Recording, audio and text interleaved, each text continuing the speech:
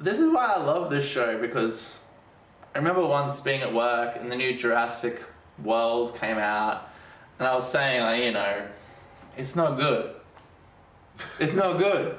And then, like, one of the guys turned to me and he was like, well, you know, you go and you sit there and you watch dinosaurs, you know, that's a movie, isn't it? And maybe that is for some people, but for me, like, art should, number one thing is move you emotionally, whether that's happy, sad, disgusted, horrified, blah, blah. Angry. Yeah, but, like, challenge you. And, like, I don't just want to sit there and be like, that was okay, C-. Like, I want to be, like, moved and disgusted and frightened and like exhilarated. Like, I want media to have an impact on me. There is nothing worse than sitting through a boring movie. Like, you're just like, holy shit, I'm not supposed to be so bored right now. Jurassic World, whatever the fuck it's called. Those movies are schlock. I tried. I'm like, I watched all the Jurassic Park movies. I'm like, oh yeah, and then I was like, all right, now I'll give them a go.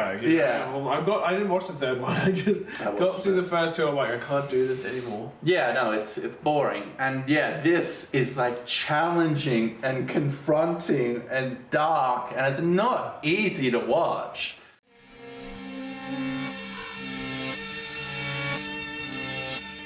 So we open with the new opening credits. No longer do we have blood and castles, we got a tapestry depicting Targaryen history. The tapestries? The tapestries. What is that from? That's from House of the Dragon season 1. Oh, okay. Oh, yeah. Drunk and comes and he said, would you like to look at the tapestries? Yes, you'd love to look at the tapestries. Mocking her just outright. It's like, what a kind of like, oh, he's a king though. So, I mean... And he's drunk. Yeah, you're a drunk king. Who's going to tell him, no, you should not speak to her like that? Off with his head. No question, dead. You know? Well, like, she's being like formal, like that you would to like a normal person, but it's like Damon. It's like he's not gonna pretend to walk around and look at the tapestries. He doesn't give a fuck. It's fucking Damon. We're starting to see a bit more of Damon now. Like since that tapestries. And he don't give no fucks about tapestries. Zero.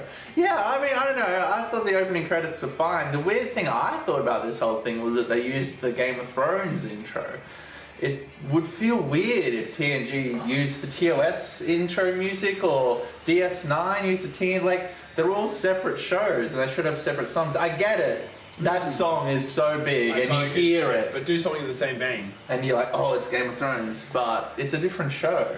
I think what they probably like if they fucked up in the first season by using that score. Yeah, they can't in the first season. Now it's like if they're already changing the video of it. If they change the theme as well, people might be like, what the fuck? They're just changing everything now? Yeah, fuck this, I'm not even watching. This isn't fucking Game of Thrones anymore. Just smashing the TV. Yeah, so they're just like, oh, just put the original Game of Thrones theme on there. Don't even spice it up or anything. Maybe, you know what would be really cool if they had done the same theme, but they just altered it. Yeah. You know, like made it seem more, I know it's already medieval, but older, you know? Do something to it. Change it up if you are going to use the same song. If not, just write a new song. Like I said, I get it, but it'd be weird if DS9 just used TNG. I'm going to be so pissed if the Dunk and Egg series have the same fucking It's like, oh my god. They can't get away from it. And then we cut, surprisingly, to the north and the wall and Winterfell and the Watch and all that jazz. The second you hear the accent, you just straight up know it's a Stark, eh? Like, it's just like, oh, yep, snow and that drooly, you know what I mean? The dreary, depressing English voice. Yeah, that's broken down by a harsh, strong Northman. Honor, we follow our honor. I loved it though. I'm like, I haven't had a good Stark speech this whole fucking show so far. Yeah, we haven't seen so much in Game of Thrones. A whole lot out of like King's Landing and Dragonstone and like that generally. Yeah, get a little bit of Storm's End. Yeah, but yeah, I think it's like the war is reaching to all corners of Westeros. Is kind of the implication. Old fucking what's his name? Jacaerys? Is that the kid? Jace, the kid here. Oh wait, the older one? Yeah. Yeah, Jace. Yeah. The kid's the younger was Luke. Let's just call him Luke. Yeah. So Jace is here and he's basically like this is important, this has significance, my mother and the throne and usurped and blah blah blah, and the Stark guy's like, look mate, I'm gonna give him 0 fucks. Your ancestors come here like 100 years ago and the dragons wouldn't fly past the wall. They were just like, nah, like, there's bigger things going on, but I'll give you some greybeards. Here's my question though, he's not like, that was the Lord of Winterfell though, that wasn't the Night's Watch, was it? They were just at... Yeah, that was the Stark guy. Yeah, so it's very interesting how much he's incorporating the wall into his rule. I think that's a great idea, supporting it to that extent. I feel like Ned, while he would support it for sure, he wouldn't take a guess. Much more lax with it. Yeah. I think, yeah, he took him there to be like, hey, there's bigger things going on than the throne here. Yeah, but that's crazy, so the Starks aren't going to have a big part, at least not yet. Yeah, we'll see. We'll see. And then, yeah, Jace gets the message about his brother, and that's it. That's it. Yeah, he's all so like proud. I love how much his hair grew and changed color in that flight over to Winterfell. You know? I didn't even realize it was that fucking character. Me neither. I'm sitting there trying to figure it out. Like, which one's the Stark? Yeah. He'd aged a lot, I think, and his hair looks different, even though it's only supposed to be what, like, I don't know, how long would it take to fly to the wall on Dragon's Back? Say a day? A couple weeks at most? It wouldn't take a couple weeks, but you know. It would take a week, I don't know. It's a big place, but flying's a lot faster. Dragon Back is like the fastest mode of transport. Yeah. So yeah, he looks a lot older. And there were no time jumps. No, but I mean, I'm guessing for the person he has to be in this season, he needs to look more like a player. Like in the last season, he wasn't. He didn't seem like a player at all. His little envoy, and now he seems more. Yeah. Like he has to be. Yeah. So I'll allow it. Yeah. My father brought King Jaehaerys and Queen Alysanne to see the wall. His Grace stood at this very outlook and watched as their dragons, the greatest power in the world, refused to cross it. We see Daemon here, and Rhaenys gets off her dragon. She's been on all these patrols, and Daemon's like, right now, we're going to King's Landing. I need your help. We're going to kill the big dragon. Come with me. And she's like, I'm tired, and you're not the king, and I'm not doing anything you say. Yeah. It's like, like, I'm not here to serve you. You're not the king. It's like, you can't order me around. I get your position, but, you know, I'm here to help you and benefit you guys. I'm not here to fucking do everything you say all the time, constantly. Yeah, 100%. I mean, if it's Rhaenyra asking her, it might have been a different story. Yeah. But, yeah, although that being said, what was the first thing Rhaenyra wanted? Aemon. Yeah. So it's like, maybe they should have gone, but there's other dragons at King's Landing. They wanted what's the big one's name? The really big old one? Vhagar, yeah. That's where Aemon will be, wherever Vhagar is. Yeah. That's fucking... Yeah, they wanted to go and take both their dragons and just destroy Vhagar. Well, but then what happens when Aegon rides his dragon and his wife, I can never remember her name, is the sister wife? The queen, yeah. Helena, yeah, she has her dragon as well, Dreamfire. Yeah. So that's 3 dragons on 2, and one of them's the biggest dragon in the world. Yeah. He was just concerned about Vhagar. She's like, fuck off. Yeah. And then we get old fucking, what's his name? There's so many names, bro. When I was doing these notes, I had a thing on my phone of like the family tree. And I'm like, oh, yeah. So forgive us. I feel like I'm pretty like well into this world and a fan, but even still, man, there's a lot of names. There's a lot of names in this. Especially in season 1 where it like just kept on like time jumping. And Targaryen and Velaryon names are all fucking weird too. Like in Game of Thrones and like in Song of Ice and Fire books, most of the names are just normal fucking names. And there's all these characters that have the same name. There's like 3 Viserises and 3 Joffreys. And there's multiple Aegons already. Yeah. Aegon. We see Aegon and his sister wife, Helena, and he wants to take his son, Viserys. He wants to take his son, Viserys. His son's not Viserys, it's Jaehaerys, isn't it? Oh my gosh. Yes, you're right. I'm actually pretty good with it. Viserys is one of fucking Rhaenyra's kids. One of Daemon and Rhaenyra's, yeah. What's his name? Jaehaerys. Aegon wants to take Jaehaerys to court to teach him because his father was never there for him, teaching him. He was all like, I'm dying, I'm melting, I'm falling apart. So he wants to take his kid. He just seems so happy. He doesn't give a crap what anyone wants, but Yeah. he just seems happy. I like the actor who's playing Aegon here. He's like lighthearted and fun and like not comic relief, but like his character seems like actually happy and upbeat, and it breaks up all like the depressing fucking darkness of this fucking show. So yeah, and it was kind of surprising. Like I imagined him being like a Joffrey type character, which is like. I don't know what he's capable of yet, though. I mean, but right now we're definitely seeing a lot that you've never seen Joffrey do. Yeah. He's like incompetent and he has no idea, but he doesn't seem like particularly. Well, he's going to become particularly vindictive, but he wants to help other people too. Like they want to. Like you can't really do that. It's like. All that stuff was hilarious. It's like, he just tries to say what would seem to be the best thing, and then fucking Otto's to everything is like, no. And the one was like, nah. He's like, fucking, we cannot do that. So yeah, we get a lot of foreshadowing here in this first scene with Aegon and his sister wife Helena. He's like, he sees one of the kids and he goes over and he's like, oh, where's Jaehaerys? And then she says the thing. She says, I'm scared, and he's like, we're fine, don't worry about that. And she's like, I'm not scared of dragons, I'm scared of rats. Yeah, I'm scared of the rats, yeah. There was a lot of rats in season 1 too, and I didn't know what was going to happen in this episode. I haven't read Blood and Fire.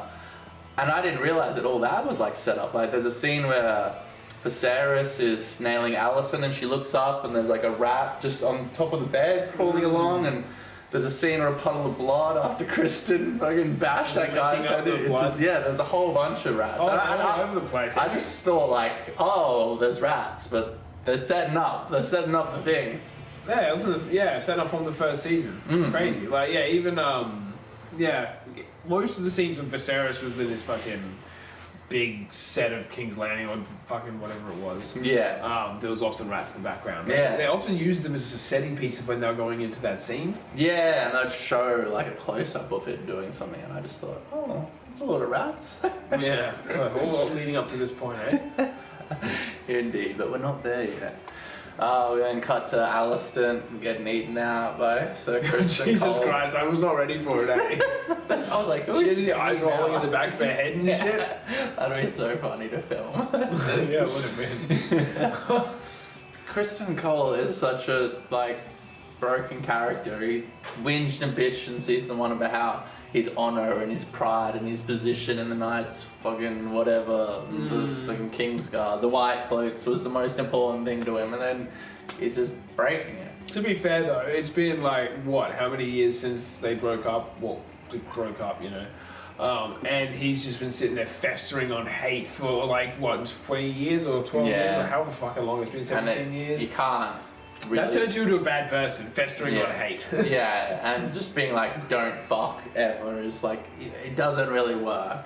Yeah. There's a whole bunch of fucking psychological shit we can get into with that, but Catholic Church and stuff and all these weird institutions are like, hey, you're a human being, just never have sex ever. That fucks with people. It's don't eat or sleep.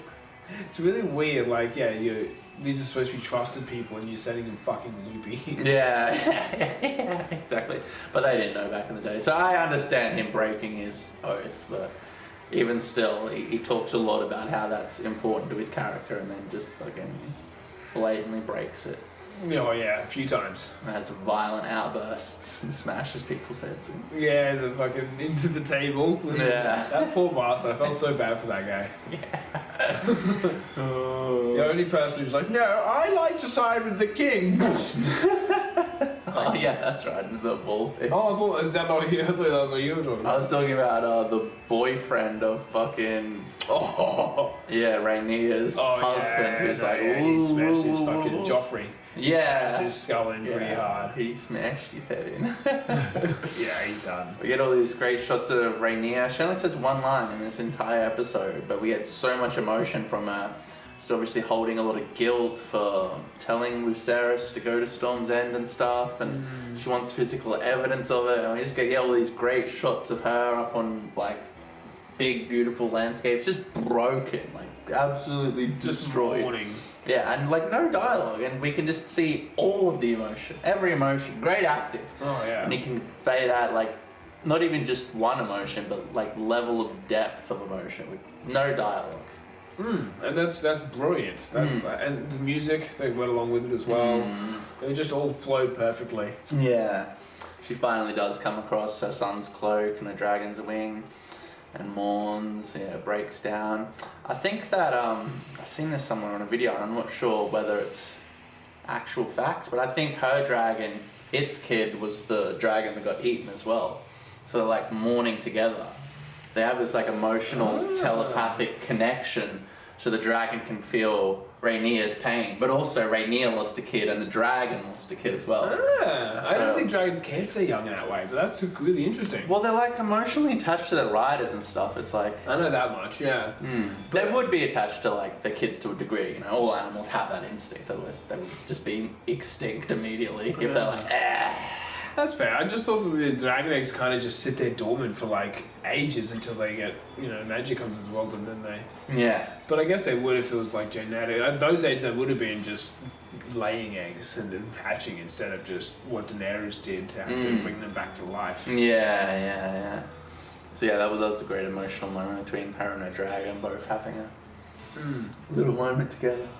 Yeah, because I was just thinking about it in like the Night of the Seven Kingdoms. They talk about majority of the eggs just don't hatch. Yeah. So like, Yeah. I wonder if they're more likely to hatch if they're fresh laying. At a certain point, you'd be like, this isn't fucking gonna hatch. But then they did for Daenerys. That's true. Yeah, well, fucking one of Damon's kids with a little daughter, she had an egg and she was like had it for like 7 or 8 years and it didn't hatch. Yeah, that's right. And then her mum's like, and then I ride Vega. The biggest and oldest of dragons. For like one episode. And if I get brutally murdered, then surely you'll tame it. And then she was too slow. She was too slow. She was gonna wait at least a night before taming that dragon. Aegon's like, no, can't. I know this. He got that dragon fair and square. When you see what he did and what he went through, it's like, alright, it's yours. Yeah. She was in bed and he was like going vertical. Yeah, and it's like ready to like melt him into nothing. Dude, the guts it took to do that too, Yeah. That is his dragon. He owned that dragon. Oh, it may have been her mother's dragon and whatever, I understand. But that don't mean shit. Get out of bed. Vega doesn't give a fuck. He's just looking for his next rider. Exactly.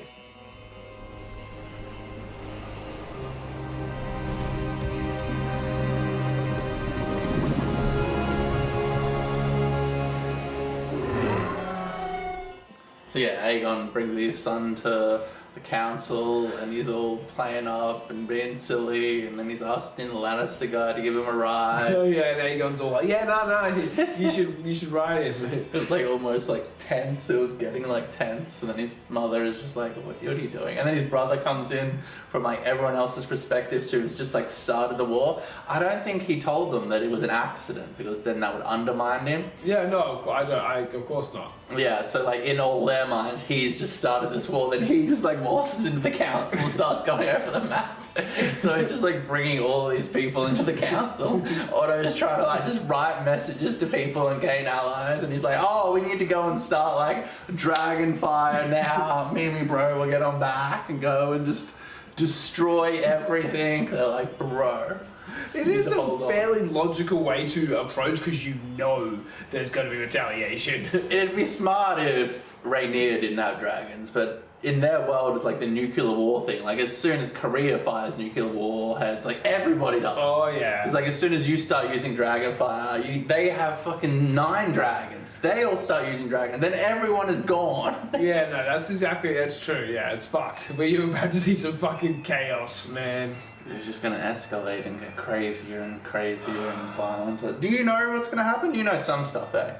I know I only know the spoilers that were in Game of Thrones and yeah, the Song of Ice and Fire books. That's fair. After this season, I'm going to read Fire and Blood though. I'm just waiting because I want to get the nice surprises from the show first, and then it'll probably be like 2 years for season 3. Apparently, the viewership for this season was down like 50% from season 1. It's not great. That's not good. They're not cancel it. I think they've already confirmed season 3, but I mean, I don't know why people wouldn't be watching it. I think 2 years is maybe a big gap, and a lot of people have probably forgotten that it exists. Or That happened in Westworld, though. Yeah. There was a thing with The Expanse where the last season was only 6 episodes, and a lot of that was Amazon being like, it needs to be out like a year after the last season, otherwise people will forget. And I was kind of like, that's bullshit. Yeah. Take however long you want, ideally. Yeah, right. It's art, you know, I want the best never quality. view it that way, though. But I mean, if 50% of the viewers have dropped off from episode 1, then that's not good. Yeah. They're like, House the what? It might pick up as the weeks go on, though. Yeah, and it's streaming, so it'll sit there and it can build momentum and stuff. Definitely doing better than the Acolyte. Well, yeah, it's written well, so that's a thing. No, but I don't know. I just... If it gets cancelled, that'd suck. The fucking Game of Thrones shits the bed, and then House the Dragon gets cancelled. It's like, can you guys just stop? If you can't do an ending, just don't do the beginning. Yeah, we don't need Please. any of it. You Yeah. just keep like fucking giving us hope And then fucking to smash it crush smithereens. down. They're just like just watching everyone like on the internet fucking in tears and fighting and enraged. The scene with the sea snake. Yeah, Corvus Valarian. Corvus Valarian, there you go. And he was talking to a guy that helped him out, and it was the dad from Raised by Wolves. I thought that was really cool. Oh, I didn't notice.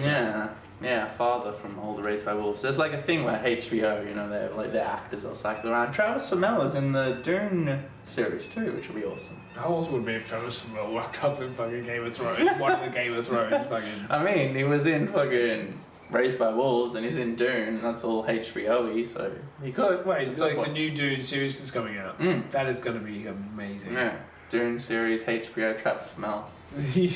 Oh, Travis Fimmel, that's so good. What else could you ask for? Dune with Travis Fimmel, there's nothing more. What else do you need? Exactly.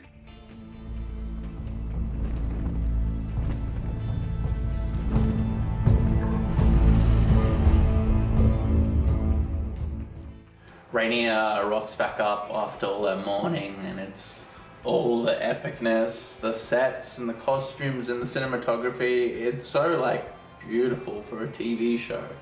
It looks like so big and crazy, and just when she's like walking into the room and all the music and the lighting from the candles and the board and stuff, it looks fucking beautiful. And I'm skipping ahead, but we don't need to talk about that scene yet, but like when Blood and Cheese, those two guys are going through all the bowels of the castle with the flame and the sets and stuff, it looks incredible. And yeah, she rocks up, she says her one line of the show, I want Aemon Targaryen, and everyone's like, alright. Nothing else. Shit. Shit has just escalated on top of the escalation. And then what actually happens is a further escalation.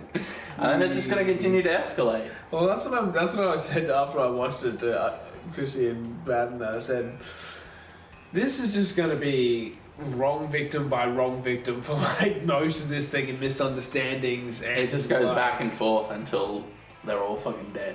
Yeah. And then there's like betrayals within the two sides, and the two sides just go like, it's just ping pong. Yeah, your family is gonna suffer for this. Like, The dragons, man, they're gonna like kill all the fucking dragons. yeah, they literally They are. destroy the fucking Targaryen, everything, lineage, history, everything. How long has it been a thing? Like hundreds of years? They fucking burn it all to the ground. They tear themselves apart. So fucking stupid, eh? Beautiful TV. I can't wait. That's what you want. Tear it apart, guys. You whip that. What is it? What does it say in fucking in Doom Eternal? Rip and tear until it is done. Have you rewatched Game of Thrones since you've read the books? Sort of. Yeah. I've watched the first 4 seasons with the books.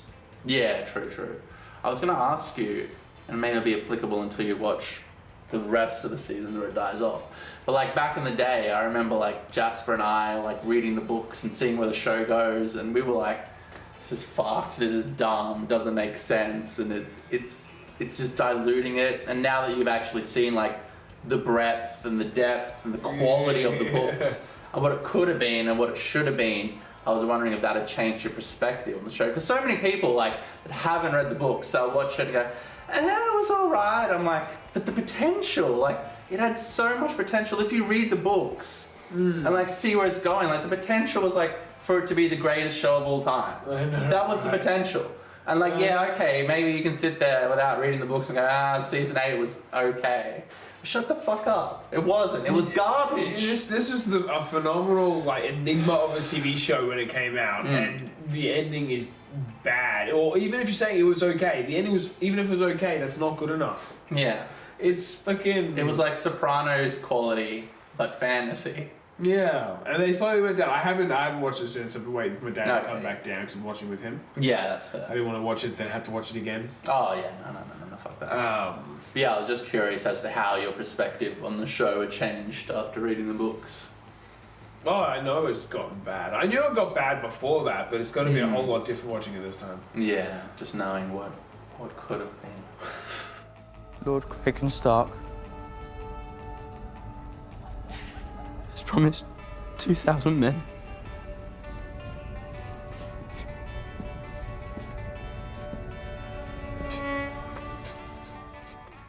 Jace returns home and he's trying to be like formal and like talk to his mother and everything, and just breaks down, and then she embraces him. That was a heartbreaking, but wholesome in some weird way, cold way. Yeah, it was nice in a heartbreaking way. He tried to be formal and like... He's trying to do his duty, but yeah, he's just like breaking, and then she's there and embraces and him. She's breaking too, so it's let's both break. Yeah, you get the kids.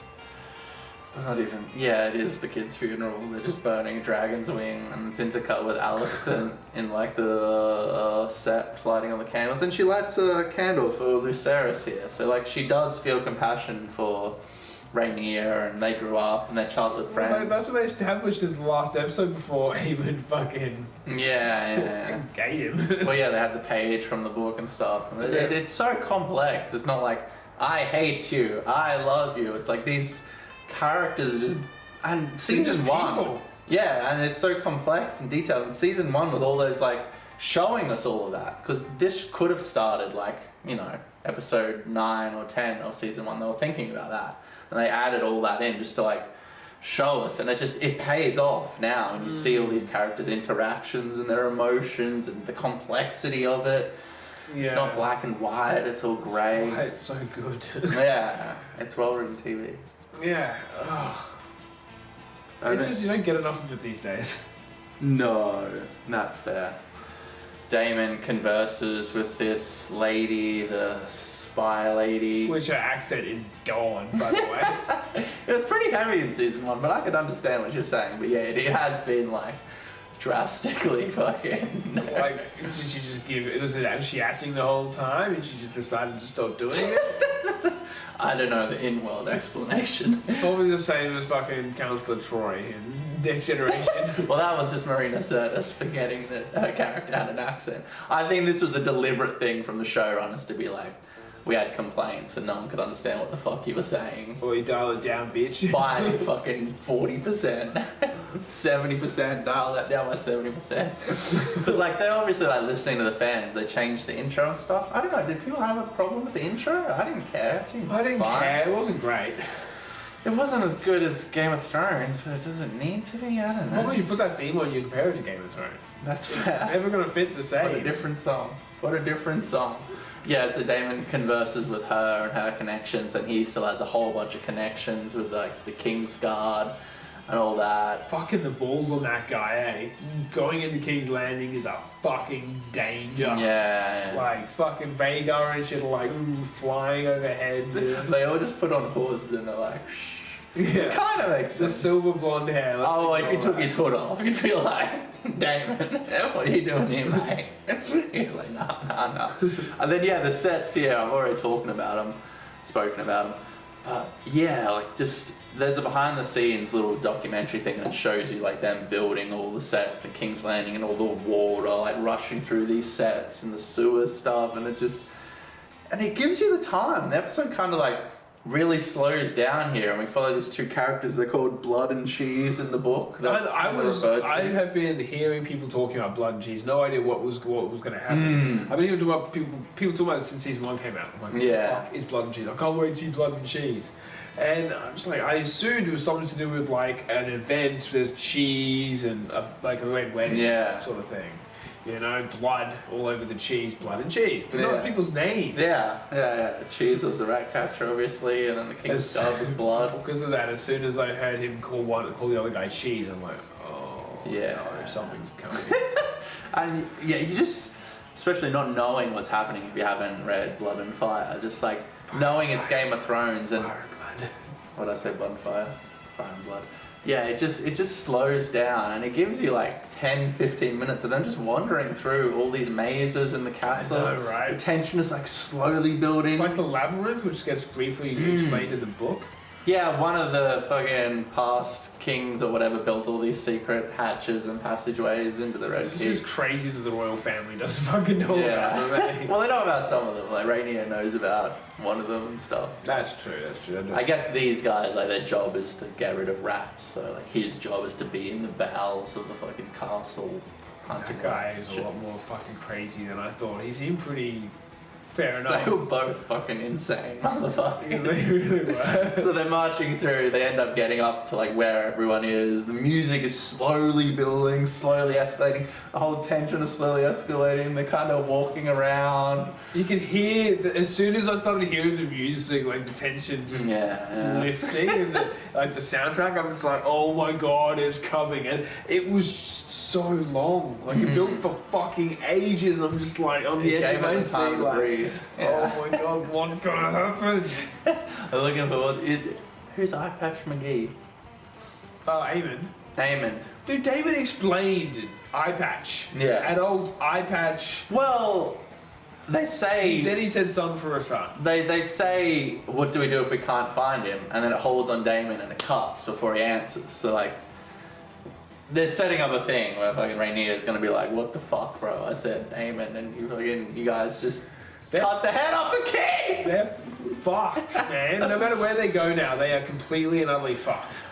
Yeah, I don't know. At least if they'd followed like what they wanted to at least a little bit, they would be safe there. This is a heinous act. But you go back, you're gonna get fucking. He's gonna put that baby's head, toddler's head on the fucking table, all like happy, like and then he's gonna get fucking eaten by a dragon. Yeah, if you fucking can make it out of King's Landing. What if we can't find him?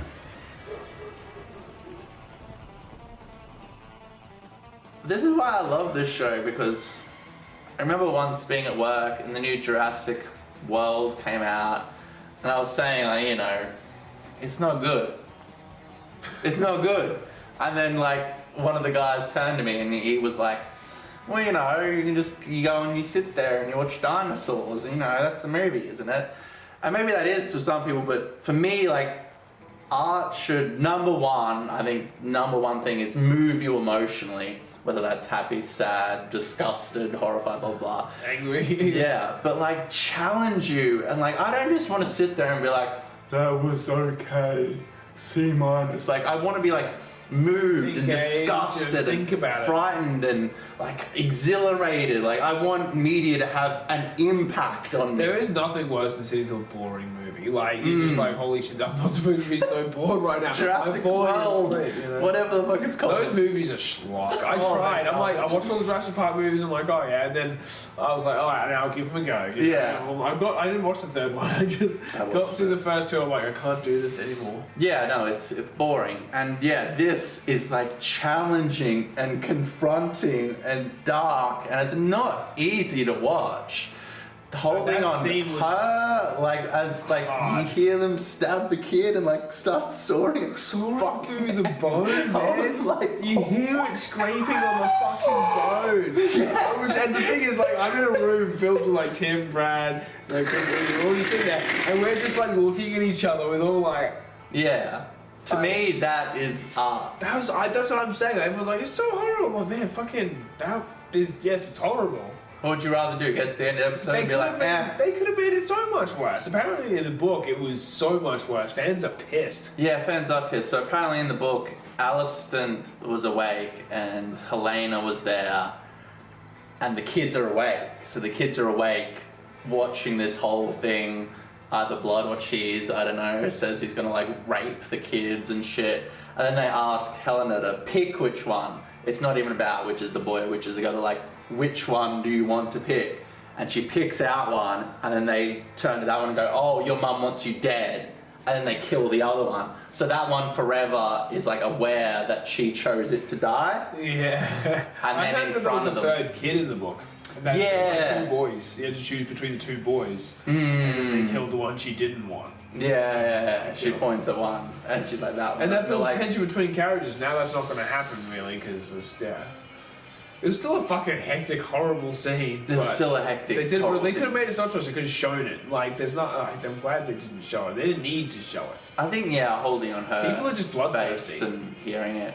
Sometimes it can like diminish it, showing it. It all depends, how it's executed. Sometimes you can go too far, and then you're kind of like, that didn't look real. I would argue that showing it, they were always going too far. Yeah, it's like just her face. I can understand not having read the book, imagining that scene in my mind after reading it, and like her picking, and then that kid forever knowing that she wanted it to die and shit. It kind of is diluted down, but I mean, as a non-book reader, I'm like, this is crazy. Yeah, I'm the same. I haven't read it yet, but it was still fucking crazy, like cool. Oh yeah. It's nice. It's nice not to be the book reader and be like, ugh, for once, because I'm normally that guy. I'm like, oh, they changed it. Better in the book. This time I can be like, oh, that was a touching scene. My God, did the old mate fucking switch though when like all of a sudden he just walks in, he's got her fucking by the throat and he's just smiling and twisted, man. Yeah. I'm like, dude, that's the fucking queen, and you were just like willy-nilly knife to her throat. Like, are you seriously expecting no repercussions? I think he had a bunch of gambling debts, so it was like that would have paid off. Yeah, he had like a lot riding on the line. There's a lot. But they could have. That's just. They didn't even like. They were just like, oh, there's 2 kids here. I'm like, okay. Fuck it, get it. Let's kill them and let's go. There wasn't a moment where either of them paused and even thought about the fact that, hey, these are toddlers. Maybe we shouldn't do this. They were like, all right, let's get that goal. Can we just like go into the fact that like fucking the Kingsguard who's supposed to be there wasn't there? Kristen. Yeah, because he was fucking Alicent. Yeah, that's gonna be a thing, I would assume. Oh my God, like what a fucking idiot. There's literally a war going on. And you left no one guarding the queen. He's sawn off the fucking heir to the throne. Why would you not have Alicent, like him be Alicent's fucking guard, and then he can fuck her all he wants, because he's still with her technically. Yeah. And then have another guard close to the queen's door, if not 2. You would think so. They're gonna have a lot of guards after this. Oh my God. Yeah. So hell. yeah. In conclusion, it was inherently beautiful from like, as far as sets and costumes and art design and cinematography and everything, and just like season 1. I mean, it's fucking well written and detailed and beautiful and complex. Well acted. And it's like, the human character and the complexity of that. And then this fucking ending is brutal. And apparently this is like here, and like it's gonna just keep. Oh, it's gonna get so full on. Yeah. I can't wait. Oh, can we quickly touch on the fact that Laris is trying to get into Aegon's ear? Yeah. He must become hand of the king, huh? That fucking piece of shit. He's a fucking snake, eh? I thought Otto was bad. He makes Otto look like Brad Pitt. Yeah, he's like Otto and Littlefinger mixed together. Yeah. I can understand why he's around, because like he does get shit done. Like you ask him to do something and he gets shit done. And he'll do anything. He's a fucking kinslayer. That's like that in that world. That is the biggest. Yeah, I didn't give a fuck. That was the worst. He's like his dad and his brother. But yeah, even though he has a purpose, part of you still has to be like, why are we keeping this guy around? Alicent is. You can see it every time she talks to him. She's fucking terrified of him. And I don't blame her. Sending him feet pics and shit. All the shit that he's doing, like, for you, it's like, at what point does he decide that he wants... Just turn on you. He's smart enough to do it in a way that he'll either get away with it, or it's going to happen and then he'll be called for it later. Yeah. No, yeah. I understand keeping him around, but at the same point, Get him the fuck out of there. Yeah, just give him a fucking lordship somewhere and summon him when you need something. Far away. You can send him back to fucking Harrenhal. Yeah, and then just send him feet pics. Yeah, just get an artist to draw the fucking... It's a full oil painting of her feet. Hangs it up in like his gallery. Oh my god. No, He yeah. seems a little jealous though. He wants to with Kristen Falcon now though. So, I came and you were indisposed. She's like, ugh. Get fucked, cunt. Yeah, and then like she's having the bath and stuff, and he's gone through all the servants and like got them out. It's like, these are my Killed hand-picked. them, man. He said they no longer draw breath. Yeah. Like, and then he replaced it. That would make me feel so uncomfortable, eh? Well, then yeah, she's having the bath, and I think they collect like maybe part of her skin or hair or something. They're like I didn't scrubbing see her that. down, and like it looks like she put something somewhere, and then she's like, can all of you just like let me have a bath Yeah, just like leave. and stop giving that dead skin to fucking weirdo McGee, please? He's fucking on, eh? He's the worst. He's the worst. And there's plenty more from Lara Strong to come. Yeah. It was great! See you all for next time. Peace. Peace.